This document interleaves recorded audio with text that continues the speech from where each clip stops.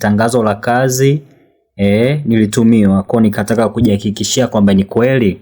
Sasa majibu iliyonipa ni 0.3%. Hakuna AI yoyote iliyotumika kutengeneza picha hii. Kama unavyoona hapo deepfake ni 0%. Unaweza ukaangalia hapo generator sources Stable Diffusion, hiyo hapo 0.1%. Inajaribu kusearch kuangalia kama je imetumia AI hizo kutengeneza picha hiyo. Kwa wale wajanja kama mimi ambao hataki kurubuniwa au kudanganywa kwa namna vyovyote vile kwa AI au kwa akili unde, hii ndio namna rahisi ya kujua picha iliyotengenezwa na AI. Utakachofanya utakuja kwenye search bar yako hapo, mimi natumia Google, utaandika Hive AI.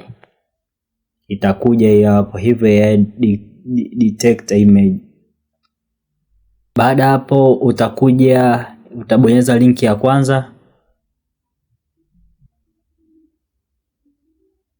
Utabonyeza view demo. Ikishafunga view demo utabonyeza upload ambayo ipo juu kabisa hapa. Kisha baada hapo itakuletea sehemu imeandikwa browse files. Hapo sasa ndo utaenda kuipakia ile picha ambayo ipo kwenye simu yako. Mimi picha yangu yenyewe ni hapa. Picha yenyewe ndio hiyo hapo kama unavyoiona.